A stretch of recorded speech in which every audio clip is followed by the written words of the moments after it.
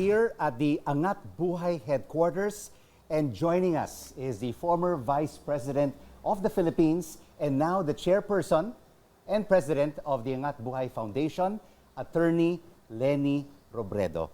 Ma'am Leni, thank you so much for joining us on The Final Word, and happy Women's Month. Thank you, Rico. Thank you for visiting us in the office. First of all, Attorney Leni, what were your biggest takeaways as a former Vice President, the second highest leader of the country, and a woman at that? Being a woman politician is very difficult, Rico. Syempre, the double standards are still there. We have a lot of vulnerabilities that men politicians do not have. Like all the attacks against me when I was Vice President were mostly gendered. People would talk about the way I dress, would talk about my legs, would talk about alleged relationships, even if they were not true. And a lot of these attacks would not have happened if I was not a woman. So it was difficult. It was difficult to traverse the entire patriarchal thing as far as politics is concerned. But, I do not have any regrets that I stood my ground. And how did you handle these gender attacks, Ma'am Leni? I don't think I handled them in the way that I should have. Meaning to say, when they were just starting, the attacks, ang stance ko talaga, do not dignify because they are not true.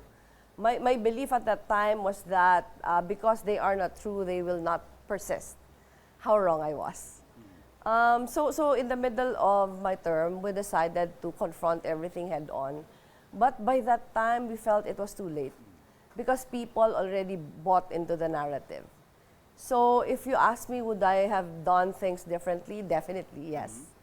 If I had the luxury of going back to how it all started, I should have confronted everything at the very moment that they came out.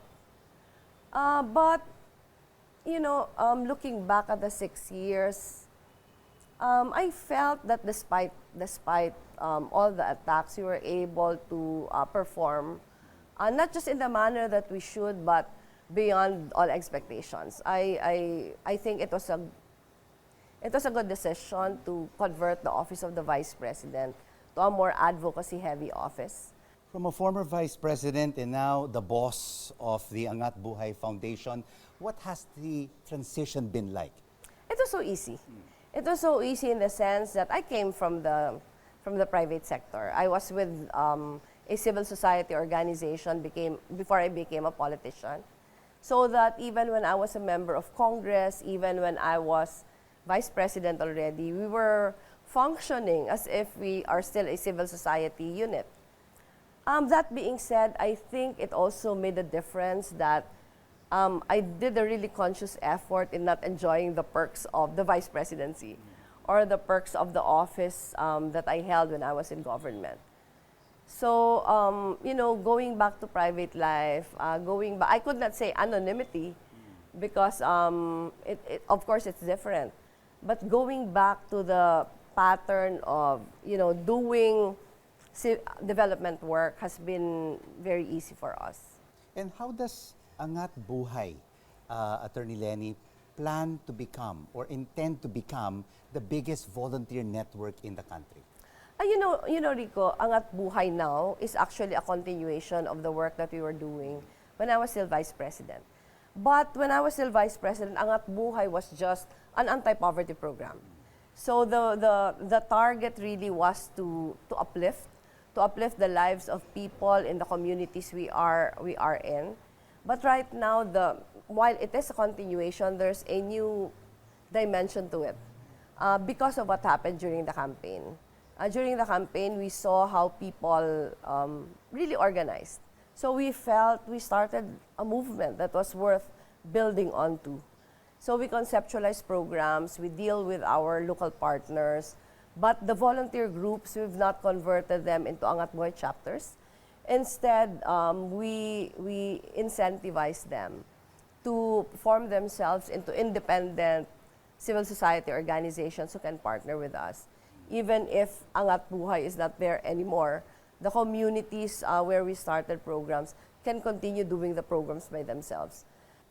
So from former vice president to now NGO head, I want to ask you questions about being a mother. How are the girls now? Trisha, Jillian, and Aika. They're doing very well. Aika is the one who's here with me. After she finished grad school, Aika came home at once to head an NGO. It's a nonprofit organization called Restart Me. It's really microfinance for people who were victims of disasters. So kami lang dalawa ngayon, Rico. At Trisha is in Harvard. She's doing a 2-year graduate school program on global health. So she's finishing next year because it's a 2-year program. Jillian finished last year. She graduated last year. She works as an analyst in a consulting firm that's based in New York. All three of your daughters very successful in their respective fields. But since the passing of your husband, Sir Jesse Robredo, more than a decade ago, I mean, you had to raise all of your three daughters. How did you empower them at such a young age? Ako siguro, Rico, I also credit my husband for it. Because when my husband died, Aika was already 24, Trisha was 18, Jillian was 12. All of them were raised by both Jesse and myself. Meaning to say, they saw both of us. You know, how we worked, how we conducted our lives. Kahit namatay yung asawa ko, I think those values were already ingrained in them. I was also lucky that Aika performed her role as my co-parent. It was also very deliberate on the part of both Jesse and myself to distance my children away from politics. While they're very active when the campaign season is there, kahit nung buhay pa si Jessie, my children, even when they were still young, they would go house to house, they would perform during campaign rallies, but after the elections, that's it. They go back to their lives. It's still the same now. So whenever I need to run during elections, during campaign season, it's really, they leave what they're doing, whether it's whether it's school, whether it's work, they campaign wholeheartedly for me. But after that, they go back to their lives. And if your daughters, Ma'am Leni, who are inclined to be in public service and be a politician, run for public office? All of them are inclined in the development work of it. Siguro si Aika and Trisha more than Jillian, because Jillian was still so small when Jessie passed away. So when Aika and Trisha are in development work now. Pero running is another thing. They don't have any inclination to run. Halimbawa, si Aika, for the two consecutive local elections, she's being wooed by local politicians to run for many different positions, and she was very firm when she said no. Of course, I cannot say that habang buhay na yun na no. I would not be surprised at all if one of them decides to run. Kasi all my daughters were born when their dad was mayor of Naga. So it's a kind of life that they grew up in. Tapos nung nawala yung asawa ko, ako naman. But right now, no one is showing any inclination to run for public office. And I hope it stays. And they'll be firm in their decision. So, Ma'am Leni, what is your view right now on gender equality and women empowerment in the country? Is enough being done? No. Not enough is being done. When you look at all the global gender gap reports, we're doing well. In fact, in the Asia-Pacific region, if I am not mistaken, we're number 2, next to New Zealand. So parang gender equality is better in the Philippines compared to many of our neighboring countries. But I've worked so much on the ground. I feel like women empowerment is more inaccessible to rural women. And having said that, mas economic empowerment, access to the same opportunities, employment opportunities as men, access to education, access to many different services. For example, Rico, when I was a practicing lawyer, I was with Saligan. It's a non-government organization for lawyers. I was the only woman in the Bicol branch. So parang it was very natural that all the violence against women cases were given to me. And most of the time, women were unafraid to assert themselves because they were not earning. The one thing that's missing is really more opportunities for women who have to attend to their kids at home to also earn. Yeah. So all our programs from the time I was in Congress to the time I was already Vice President were all geared towards economic empowerment of women. Well, we have quite a number of laws that ensures the welfare of women, but it's really the political will to implement them. Ano talaga, ang pinaka-example ko na lang, Rico, yung GAD, Gender and Development Fund. Ano yun? Mandated. Mandated ng lahat na local government units and even agencies.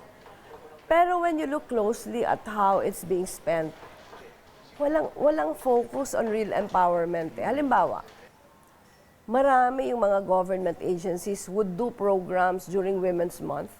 Pero these are cosmetic programs. These are parang one-time programs that do not have lasting impact. Pero yun na yun. Parang there's fund for it. Pero yung consciousness of doing more long-term programs that will redound to the benefit of women, walang ganon. So, paminsan ang ginagawa ng mga local government units, gagawa sila ng programa not using any gender lens. And then, dedepensahan na lang, eto pwede itong mag-fall sa GAD fund. So, gina-justify na we were able to set aside the mandated GAD fund. There's one measure being pushed in Congress right now, Ma'am Leni, and it is the 2-day paid menstrual leave. What's your take on this? Ako kasi, there's a lot of debate on it. Pero sa akin, mas general. To practice empathy. To practice empathy as far as women's needs are concerned. Pero alam natin na a lot of women suffer from menstrual cramps and do not have any choice but still go to work, even if they are unable to. Pero I think it's more than, the discussion should be more than whether menstrual leave should be provided for or not. Pero ang tanong, parang do we have enough policies that will sort of balance the inequality between men and women? Halimbawa yung marital infidelity. Ibang-iba yung requirements ng batas as far as adultery and concubinage is concerned. Parang pag adultery na laban yun sa babae, it's so easy to prove. Pero pag concubinage, all the evidences are there already. Hindi pa siya mahuhulog sa concubinage. Income opportunities. For the same amount of work, for the same amount of skill that is required, mas mataas usually yung sweldo ng lalaki over sa babae. Yung preferences in hiring. Kasi, syempre, women go on maternity leaves. And some employers do not look kindly on it.